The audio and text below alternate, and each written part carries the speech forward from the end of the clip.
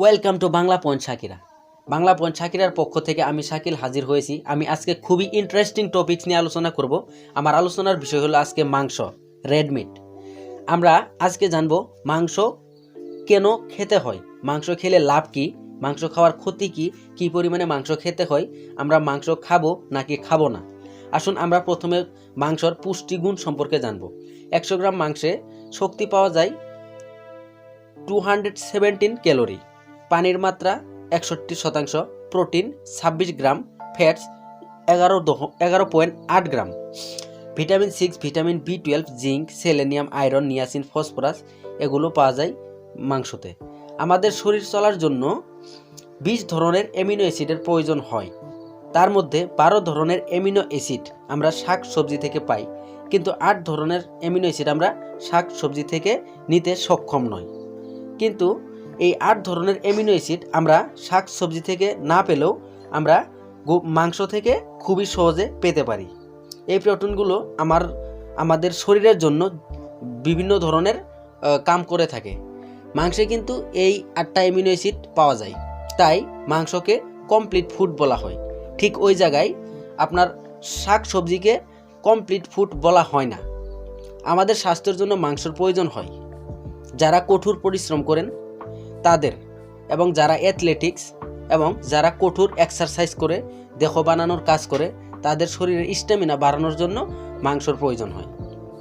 মাংস খেলে তাদের শরীরে স্ট্যামিনা খুব বেড়ে যায়। নিয়মিত মাংস খেলে রক্তহীনতা থাকবে না, কারণ মাংসে হেম আয়রন পাওয়া যায়। বর্তমানের মাংস আর আগের দিনের মাংসের মধ্যে আকাশ পাতাল পার্থক্য রয়েছে। আমরা বর্তমান যে পরিবেশে থাকি, এই পরিবেশটা হলো বিভিন্ন ধরনের ক্ষতিকারক কেমিক্যালসের পরিবেশ। আসুন জানি গরুর মাংসর খেলে কি কি ধরনের ক্ষতি হতে পারে। গরুর মাংসর লাভ সম্পর্কে তো আমরা একটু হলো জানলাম, এখন আমরা জানবো গরুর মাংসর ক্ষতির বিষয়ে। গরুর মাংস খেলে যেমন লাভ আছে, তার থেকে বেশি কিন্তু ক্ষতির দিক আছে। গরুর মাংস বেশি খেলে আপনার হার্ট অ্যাটাক, স্ট্রোক, হার্টের বেমার, হাই ব্লাড প্রেশার হতে পারে। কারণ গরুর মাংসের চর্বিতে LDL, লো ডেনসিটি লিপিড থাকে, স্যাচুরেটেড ফ্যাট থাকে। এগুলো বেশি খেলে আপনার রক্তে কোলেস্টেরল বেড়ে যাবে। আমরা জানি বিভিন্ন ধরনের হার্টের বেমারের জন্য দায়ী এই একমাত্র কোলেস্টেরল। বেশি মাত্রায় মাংস খাওয়ার ফলে আপনার ক্যান্সার হওয়ার সম্ভাবনা বেড়ে যায়। কলন ক্যান্সারের মূল কারণটাই হলো কোলেস্টেরল।